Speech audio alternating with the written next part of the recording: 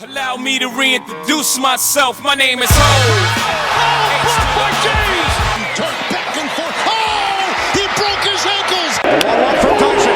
Batista with a drive. Deep left field. No doubt about it. What's up, Charlotte? What's up, Carolina? It's your boy B. Rob.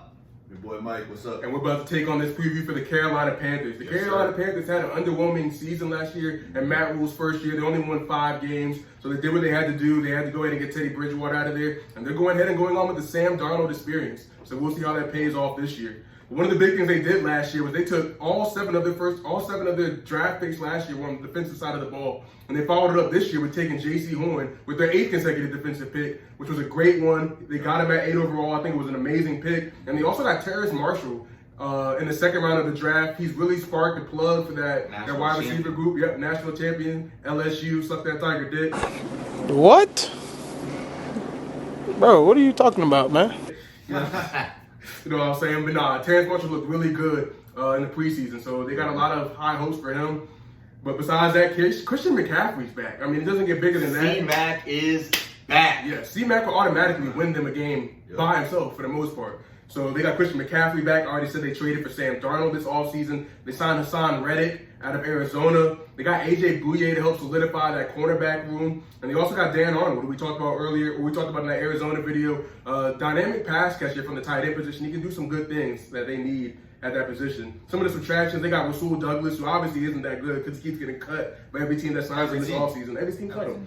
They traded Teddy Bridgewater, as we said. Kawan Short is no longer in Carolina. I think he spent his whole career there, so that kind of sucks. Trey Boston's gone. He was never really that good at safety, but he continued to start. Quality safety. Quality safety. Chris Manhurst is out of the tight end position. They had the worst tight end group last year. Now they got this Darnold to Darnold connection out there. Darnold connection. And they got rid of Joey Sly, who just missed way too many kicks with his big-ass bootleg.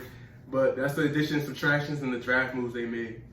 Yeah, and you mentioned now the fact that they only won 5 games last year, but they were literally in every single game. Like, if you look back at the fourth quarter, it was a one-possession game almost every single week. So they easily could have won if they had something or someone to get them over the hump, and that's what they're hoping Sam Darnold's able to do. The thing about Sam Darnold is the fact that, one, the Jets really never put the pieces around him to be successful. So the jury's still out on whether he can be a successful starting quarterback in the league. And his weapons have been getting a significant improvement going into this season. First of all, C-Mac is back. So he's got the best, him and Alvin Kamara, top 2 pass-catching running backs out of the backfield. And he's just going to make it so much easier with teams stacking the box and trying to focus on C-Mac, allowing Sam Darnold to cook. Plus, they have the most underrated wide receiver duo in the league, if you ask me, with Robbie Anderson, DJ Moore, both putting up 1,000 yards. One of 2 receiver duos to put up 1,000 yards last year. They had it. Plus, they got Terrace Marshall in the second round, I think you said.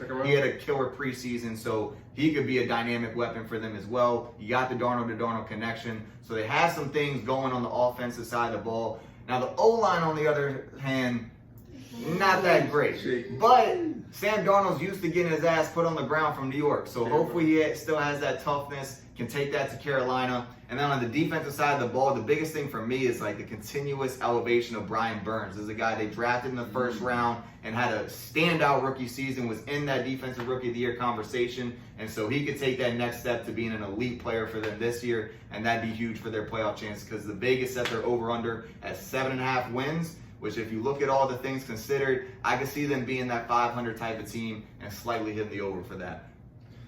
Look, man, I know you got some more money moves. Hey, look, this show wouldn't be fun if we all agree with each other, right? You gotta have some stuff that's gonna go here and there. So first take is successful for a reason. If y'all ask me, and you kind of made my point, I was hearing you talking, I said, damn.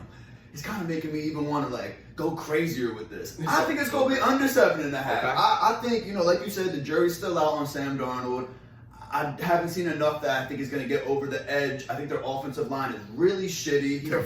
He's been getting banged up. He never really could get the ball to his guys over in New York. Even though he didn't have anybody there, he still didn't have the opportunity to get it there. C-Mac is back. C-Mac might get them to that 8. But, hey, if y'all go take the advice from the moneymaker wearing the green, I'm going to say Panthers under 7.5. Charlotte, don't go crazy. Even if y'all go over 7.5, you ain't going to make the playoffs anyway, so whatever. Don't gotta fucking change. But if you're trying to make that green, Check They him said out, under man. 7.5. y'all. So Come on, that's y'all. fair. Another thing about Carolina's defense last year, I mean, they had a lot of underwhelming players at each position. That's why they took all seven draft picks last year at the defensive side of the ball, and they still won 5 games. And like Rob said, they were really close in a lot of the games that they did, in fact, lose. So to see the progression from players such as Brian Burns, who's already on his way to being an elite edge rusher, if they get some better play from Dante Jackson, J.C. Horn really made some splash, and they got AJ Boye at corner too. So the corner room's looking really, really good. So we'll see if they can turn things around in Matt Wool's second year in Carolina. Because Charlotte, y'all got to get hyped this year, man. Y'all got to It's going to be a close one, man. It's going to be close. Because 7.5 That'll is come not down good. to it. Yeah. Like their dads be like 7-9 going into week 17 Yeah. with it all on the line. Yeah, all So, on the line. Oh, man. Talking about that, don't forget it's a 17-game season. It's a 17-game season, so make sure to bet wisely when it comes to taking these over-under on these totals. But peace out, Carolina. Good luck this Next year. up, Chicago. Chicago. Windy City.